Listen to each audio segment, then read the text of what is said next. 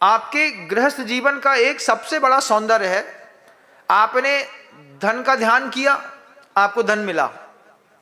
आपने पद का ध्यान किया, आपको पद मिला। आपने परिवार का ध्यान किया, आपको परिवार मिला। आपने जो सोचा है आपको संसार में सब मिला है, आपकी मर्जी का मिला है। राजस्थान में जो भी बच्चे होते हैं, इन राजस्थान के बच्चों का टीचर बनने पर बहुत ज़्यादा फोकस रहता है और शुरुआत से ही 8वीं 9वीं 10वीं से ही उनके दिमाग में टारगेट आ जाता है कि मुझे सरकारी टीचर बनना है।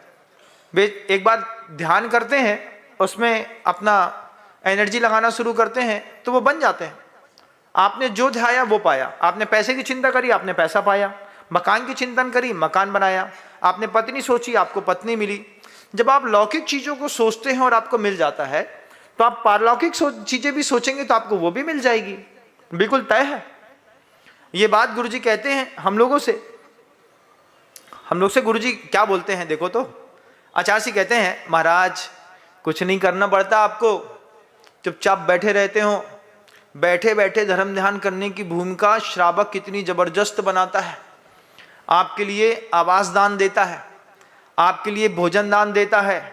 आपका अयाचक वृत्ति है तो वो अपने आप समझता है इन मुनिराज को किस चीज की आवश्यकता है, वो ला करके विनय से दे देता है। महाराज ये भी ले लीजिए, आपके काम आएगी। आप उस चीज को ले लेते हैं, लेने के बाद उसका उपयोग नहीं करते हैं।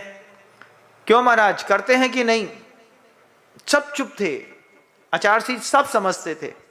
आचार्य जी कहते थे, श्रावक डायरी दे करके जाता है, महाराज धर्म ध्यान करेंगे। कहाँ है वो डायरी? सब एक दूसरे को देख रहे थे। श्रावक पेन दे करके गया, महंगा महंगा, हमको देके जाता है तो आपको भी देके जाता होगा। हमको तो पेंसिल दे करके जाता है नटराज की, आपको भी कुछ दे करके जाता होगा। क्या दे करके जाता है महाराज? बोले महाराज बहुत कुछ दे करके जाता है। तो आचार्य जी हंस के बोलते हैं, श्रावक ने अपना धन लगा करके सोच करके आपको दिया है, महाराज इससे धर्म ध्यान करेंगे। महाराज ने उससे धर्म ध्यान नहीं किया तो उसका दोष किसको लगेगा? पेन लिया, पेन से धर्म ध्यान नहीं किया, लो ही मत। फिर क्या करे महाराज? नहीं लो तो सामने वाले को बुरा लगता है।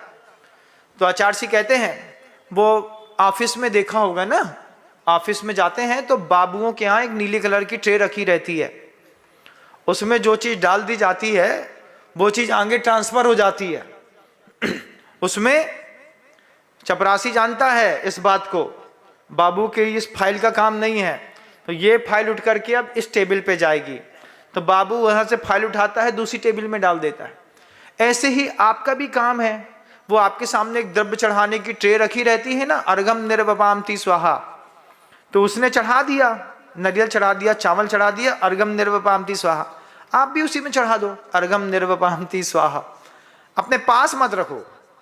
अपने पास रखी है तो फिर आपको उसका सदुपयोग करना पड़ेगा। कोई भी चीज आपने श्रावक से ली है उसकी कीमत चुकानी पड़ेगी आपको।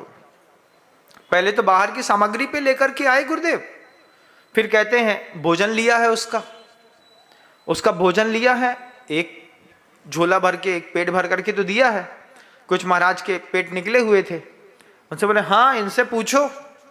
ऐसा हाथ करके झोला भर के आते हैं, उसके घर से जाकर के सब चीज देता है वो। 4 थाली में 40 चीजें देता है और कुछ लोग 40 की 40 खा करके आते हैं। कैसा? आचार्य है शिक्षा देते हैं बंधुओं, शिक्षा देने से समझ में आती है बात। आचार्य जी ने कहा श्रावक 40 चीजें दिखाएगा, 40 चीजें देगा भी, लेना मत। वो दिखाएगा क्योंकि उसका कर्तव्य है, वो देगा क्योंकि उसका अलौल्य व्रत है। वो आहार दान देते वक्त लोभ नहीं करता, लेकिन तुम लेना मत क्योंकि वो तुम्हारे पुण्य का उदय है। एक दिन की साधना करी, एक दिन का एकासन किया, एक दिन का अपना सामायिक करी, तुम्हारा पुण्य बढ़ा। तुम्हारे पुण्य बढ़ने पर श्रावक आपको 4 थालियों में 40 चीज दिखाएगा। ड्राई फ्रूट्स की थाली अलग मिलती है, ऐसा देखते हैं गुरु, मिलती कि नहीं मिलती महाराज? फ्रूट्स की अलग मिलती है, सब्जी की अलग मिलती है, जूस अलग मिलते हैं, रोटियों में भी वैरायटियां रहती हैं, जितनी होटलों में नहीं रहती इतनी आपके यहाँ रहती हैं। पतली अलग खा लो, मोटी अलग खा लो, पराठा अलग खा लो, बाटी अलग खा लो, बाफला अलग खा लो महाराज, और उसी में नाना प्रकार के व्यंजन, और उसकी मेहनत है, पुरुषार्थ है। लेकिन जैसे ही आप उस थाली को देखते हैं, देखते साथ आपको लगता ओहो मेरा तो बहुत तेज पुण्य है, हम ही बस धर्मात्मा है, सब हमारे लिए बना है। आपके लिए नहीं बना है, वो आपके पुण्य का उदय है। उस पुण्य के उदय को देखो मात्र, भोगो मत। पुण्य को भोगोगे तो कई बार पुण्य को भोग करके पाप बंद कर लेते हैं लोग। पुण्यानुबंधी पापानुबंधी पुण्य भी होता है। आचार्य जी कैसे साधुओं को अपडेट करते थे, बोले दे रहा है, तुम्हें जरूरत नहीं है, अच्छा बना है महाराज तो हम खा लें, नहीं, और खा लिया है तो फिर उसको पचाओ, और पचाने के लिए साधन है आपके पास।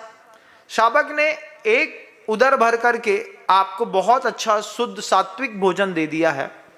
उस सात्विक भोजन से आपकी सामायिक, आपका प्रतिक्रमण, आपका स्वाध्याय, उस भोजन के माध्यम से आपका जप, आपकी वंदना, आपकी ईर्यापस समिति, आपका जितना भी आपके आवश्यक हैं, गुप्तियां हैं, समिति हैं, केशलोच, उसी के माध्यम से आपके रात में शीत उष्ण ठंडी गर्मी को सहने की आपकी अनुकूलताएं, ये सब बननी चाहिए।